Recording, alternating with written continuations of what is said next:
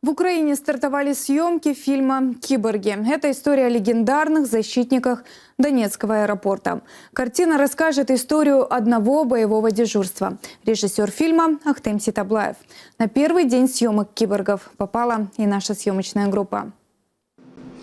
242 дня украинская армия удерживала Донецкий аэропорт. За него сражались настоящие герои, которых назвали «Киборги». Именно так будет называться художественный фильм, основанный на реальных событиях. В фильме «История зимних боев» 2014 года. Один из главных героев – доброволец с позывным «Мажор». Его играет 20-летний актер Макар Тихомиров.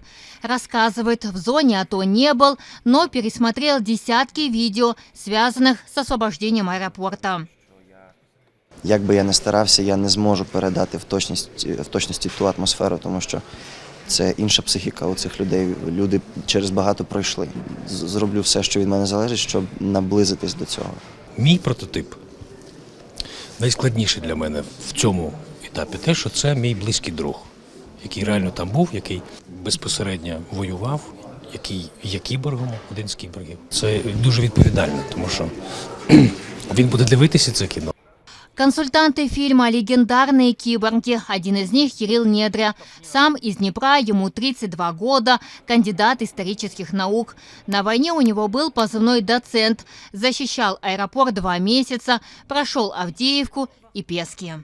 Нахождение в аэропорту, оно дало возможность тем, кто как раз вот оборонялся за нами, да, стоял на обороне, вот, построить оборону. То, что будет происходить в итоге в кадре, максимально приблизить, да, попробовать максимально передать то, как оно было на самом деле. Сценарий «Киборгов» написан по воспоминаниям защитников Донецкого аэропорта. За его экранизацию взялся известный режиссер Ахтем Ситаблаев. Насамперед, це фільм не про війну. Це фільм про той мір, про той світ, про ту країну, про ту державу, в якої наші головні герої хочуть жити. Її захищають. Це про народження нових смислів, це про народження нових людей, нової країни. Для мене це особиста історія якась. Тобто це неможливо з цього робити якийсь голлівудський блокбастер особисто для мене, тому що ці люди живі, я їх знаю і хотілося бути максимально такою, чесною. Фільм зніметься, його будуть дивитися кіборги, да? Будуть дивитися військові. І вони скажуть, оце брехня, такого не могло може бути, я цього боюся, це мої страхи. Для реализации замысла на территории съемочного павильона построена двухэтажная декорация. Реалистично воспроизводит здание аэропорта во время боевых действий. Съемки будут длиться 2 месяца.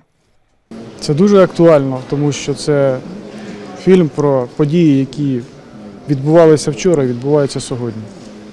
Вчора була героїчна оборона Донецького аеропорту, а сьогодні продовжується війна на сході і на півдні.